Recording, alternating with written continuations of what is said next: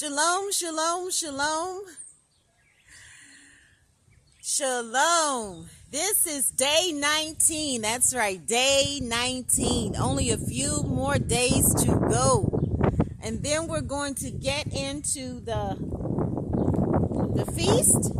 We're going from the fast to the feast, where we're going to go deeper and get into the kingdom ministries, entrepreneurships, and all of that, and the kingdom babies. That's right. We're going to get into it, whether those babies or birthings are natural or spiritual. So for day 19, what came to me was freedom. Freedom. We must break all chains. All chains. All chains must be broken. An example of a chain that would need to be broken or bondage is fear. Fear is what can creep into the mind and the heart of a person and the soul. And then there's a spirit of fear. And many will talk about the spirit of fear without talking about someone having a mindset of fear. Because you can have a mindset of fear where your mind is just saturated in fear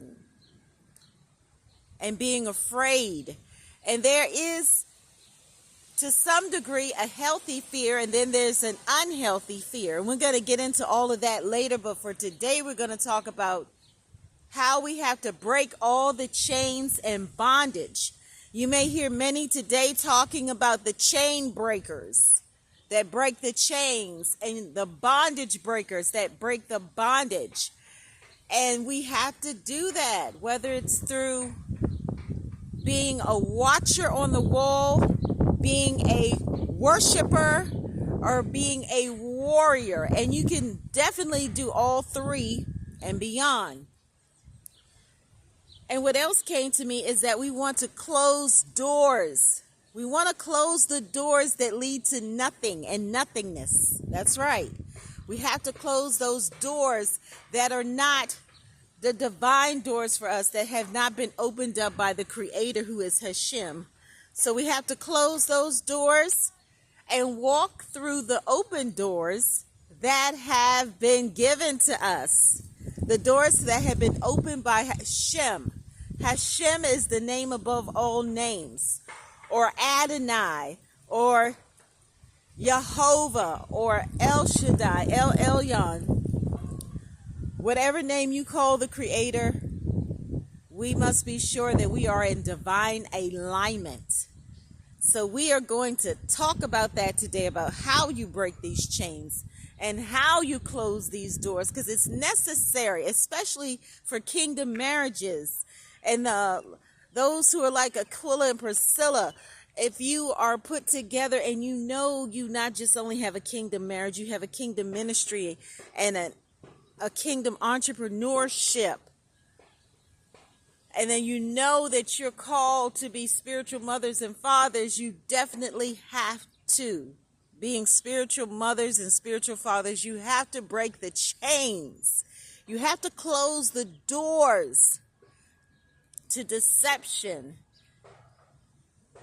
destruction, death, disaster, fear. All of those doors must be closed, shut, and sealed. That's right. You have to break the chains, break the bondage, close the doors, and walk through the open doors to the promises, to the blessings, to the miracles. That's right. So we have to declare and decree a thing in the land of the living, because our words have power. Our words carry weight. Words are like a seed. If you think about the prophetic is a word. It's a seed to be planted, to grow. It has absolutely nothing to do with the currency of the earth. It has nothing to do with gold, silver, money, or material things. The seed is spiritual. So when you speak a word, when you believe a word and know that word to be true, it will surely come to pass. Because we are in a voice activated environment. It doesn't matter what mantle, what crown you carry or wear. Your words carry weight. So be sure that your words that you speak, you are speaking life, that you are speaking love. You are speaking light, which is truth. The light is always connected to the truth, and darkness is always connected to deception.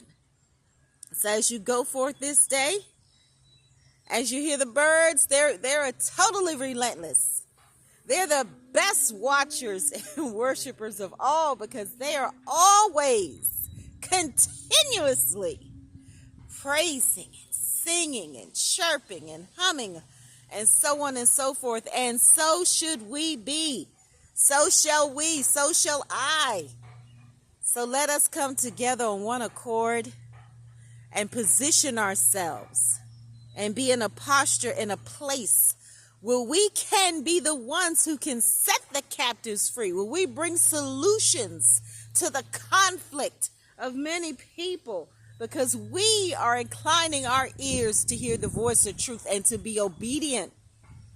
It's one thing to know the truth, and there's another thing to actually live the truth. So we have to be the ones who carry that truth and do what it is we know we're supposed to do in the land of the living. We have to be not only hearers, but doers. And we know that we can speak those things that are not as though they are.